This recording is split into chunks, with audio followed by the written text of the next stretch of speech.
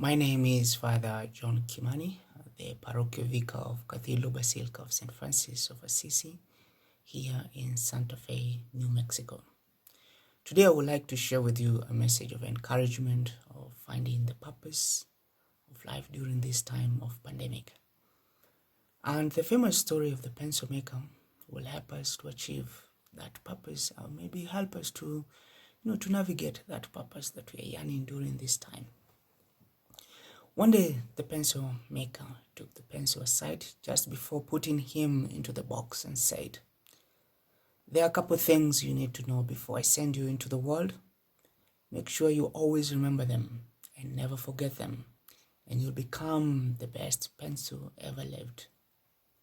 First, always remember you all able to do many great things, but only if you allow yourself to be held by someone's hand. Secondly, you'll experience painful sharpening from time to time, but you need it so that you may become a better pencil. And thirdly, he said, you always have the power to correct all the mistake you'll make along the way. And finally, always remember the most important part of you will always be what is inside you, not what is outside." And so the pencil understood and they promised to remember all these principles and went into the box with a purpose in its heart rather. And so the question now we may ask, what is the moral of the story? The same principle which was given to the pencil, we can apply them in our day-to-day life, especially during this time. We are practicing social distance. We are relearning how to live the new normal in our homes. And just like the pencil, you and I will be able to do great things in our homes during this time.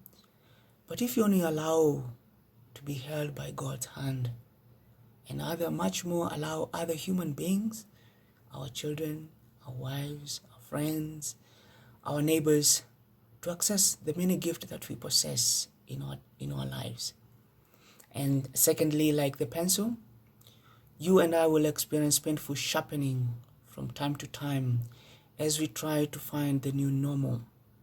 But we'll need it so that we become a better person, a better human being, a good wife, a good children, a good husband, and much more a good neighbor, and to the people that we serve in our day-to-day life. And thirdly, like the pencil, you and I, will have the power to correct all the mistakes that we'll make along the way. And most important to ourselves, we have to allow, like the pencil, to grow through those mistakes by saying, "I'm sorry, forgive me." And it's only that then we become an instrument of joy to the people around us. And lastly, like the pencil, you and I will always remember that what is important is not from what is outside, but what is inside us. Meaning, we are not defined by what people see from us from the outside, but we are defined by what is inside us.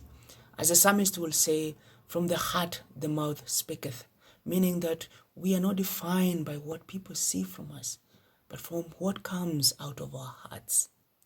Mother Teresa is one of his quotes. She will always say that it was never about you and them anyway. It was about you and God.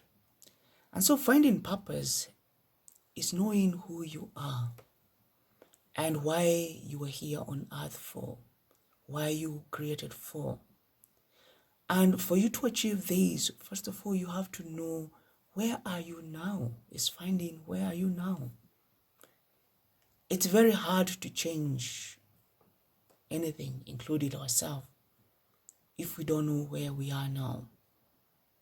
And so the bottom line, as we continue with the Easter season and as we continue to celebrate the resurrection, and much more as we continue to navigate the new normal, let us navigate this new normal with a purpose like the pencil.